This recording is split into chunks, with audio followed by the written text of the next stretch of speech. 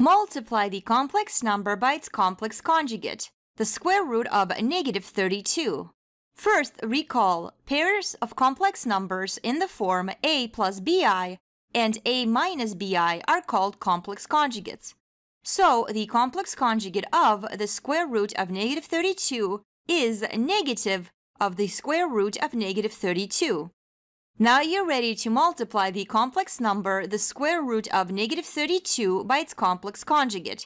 Write the square root of -32 times negative of the square root of -32. Rewrite as the square root of -1 times 32 times negative of the square root of -1 times 32.